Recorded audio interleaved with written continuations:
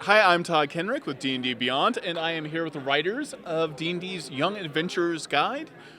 What is that? And how did this project come about? It's so awesome. I love it. Oh, thank you. So the Young Adventurers Guides are essentially like the on-ramp to the super highway of Dungeons & Dragons. This is a way for a middle grade reader, so someone like 8 to 12, to discover all the ingredients that make a great D&D character and an adventure and get them excited about the possibilities in the game. And I was going to say, Jim mentions that it's we did aim at middle grade readership, but it's really for anybody who's not that familiar with Dungeons and Dragons, because it's really all about the world building and characters and how you get into telling stories and narratives with Dungeons and Dragons. Right. They're not specific stories. What they are is they're literally all the different ingredients. So it would be about, here are all of the creatures, or here's the character classes and the races. Okay, yeah. Combine them together, tell us what your story is going to be, and then now sit down at the table and we'll teach you how to do it with dice. Oh, that's brilliant. I love that. No. So it's more of a creative toolkit for a kid to open this thing up, see a bunch of brand new artwork and go, I want to tell a story about that. I want to find these worlds. I want to go to these places. Was there anything challenging about tackling that? I assume yes. Well, yeah. The goal was, when I was talking to Wizards of the Coast, we were chatting about that younger readership. If someone, the ideal is, whatever, a parent or a friend is bringing you into D&D, but what if you don't have that? What if you literally are engaged and excited about the possibilities, but you don't have any way to figure it out? So it was like trying to make 8-year-old me excited again and tap into really cool artwork and little factoids of information that will spur their imagination. Anything for you? Thanks. Was there anything that was a particular challenge? Oh, part of it is that Dungeons & Dragons is such a rich world, and we're trying to bring it back a little bit and give kind of a 1,000-yard view of how the world goes together, what all these things are. So for somebody who's been playing for a really long time, did have to take kind of a step back to be able to say, what is someone who's approaching this world for the very first time? What are the kinds of things that they need to know about these different character classes and races and the monsters and the settings, that kind of stuff? How many of these books are there? So there's 4 that are currently in development. So we've got Warriors and Weapons, Monsters and Creatures, Dungeons and Tombs, and Wizards and Spells. So it really covers kind of these major bases of the characters and the threats that you're going to face in the worlds of D&D. And we use not only specific kind of iconic things, so we'll have not just, here's a section on vampires, but here is a legendary vampire, Count Strahd. But we also have, here's a really cool dungeon, Castle Ravenloft, as a setting to give you an example of what you yourself as a kid could make for a dungeon. Here's how you draw your own dungeon maps, or here's how you come up with scenarios and ideas to tell stories with. What do you feel is the best way to introduce your kids or other kids to Dungeons and Dragons? Because that's all that you've done here. Absolutely. But as parents or as people who know young children, how do you get them into D&D? Because D&D has such a great social contract and a way of interacting with your friends. It can be so vital, I think. Absolutely. To education and to just knowing how to relate to other people.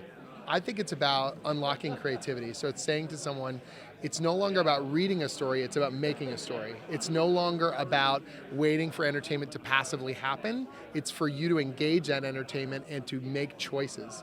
And so one of the things we do in the story is we'll have a page with a short fiction piece, but at the bottom there are questions. What does this character do next? And leaving it open-ended. Framing it in the kinds of ways that a dungeon master would frame to a player to get them into the mode of thinking, you get to decide, you get to choose what happens next. Yeah, definitely that. It's about learning to take control of what this character is doing and forging your own destiny, which is the awesome thing about Dungeons and Dragons.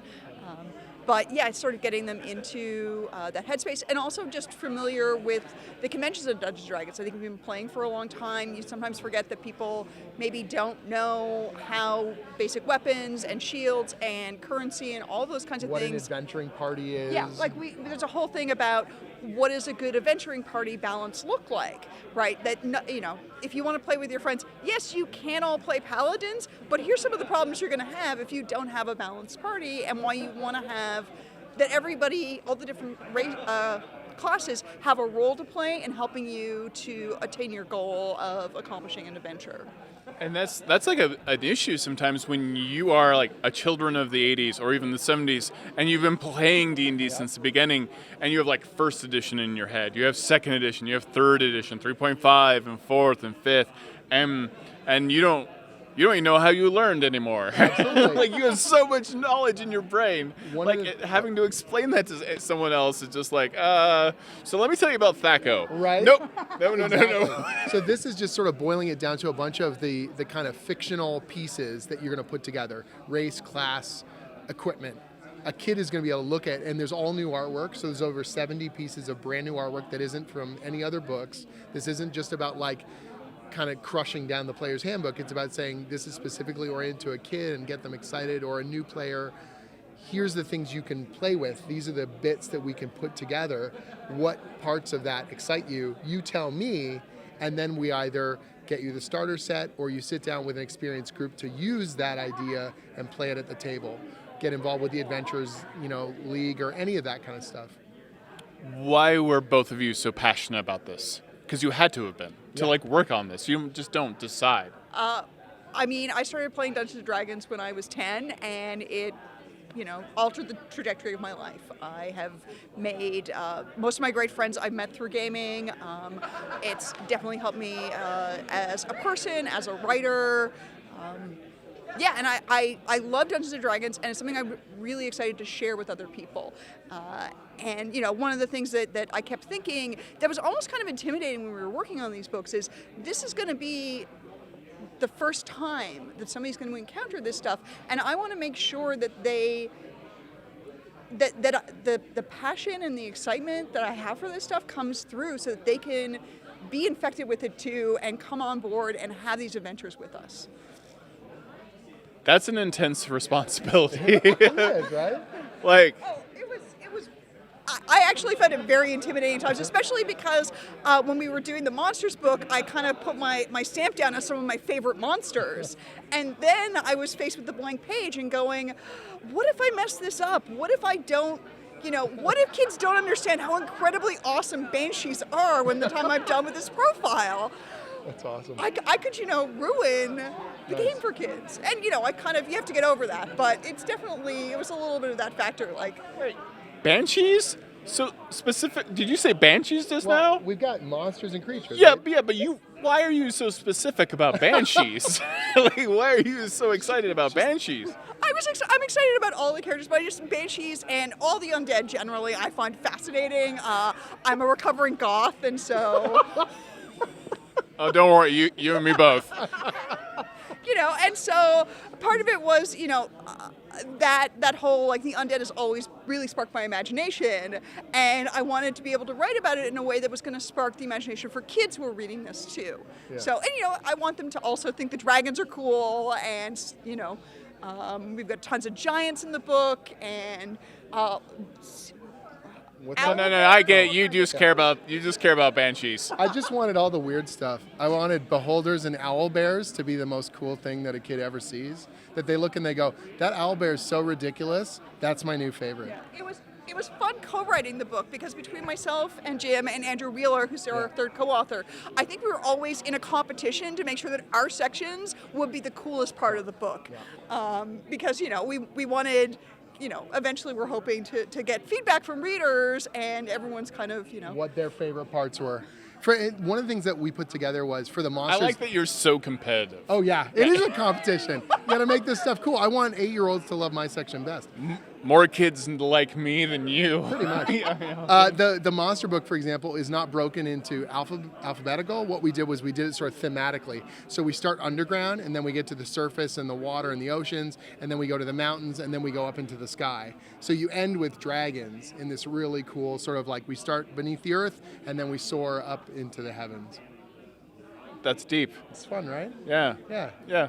Let's get a ton of new people playing Dungeons & Dragons and feeling cool about going on adventures together. Now, when are these books already out, or when are they coming out? These first two, so Warriors and Weapons and Monsters and Creatures, both arrive in stores on July 16th. And then the next book in the series, I believe, is Dungeons and Tombs is October, and Wizards and Spells is January. All right, thank you so much for being on the show. I really appreciate it. I am excited for these. I may just buy them for myself. They're a great visual guide. You can just show them. One of the nice things is you show your players, it doesn't have any stat blocks on it. So you show them a monster and you're like, you're up against this. And they're like, oh, crap. This is going to be fun. Yeah, you don't want them to know the AC. Right? All the artwork in the book is new for the book as well. Yeah, all the artwork. It's all new artwork, so there's about 70 new pieces of art for each of the books as well. But the Banshee's the best art, right? The Banshee's really good, actually. I do enjoy the Banshees, yes.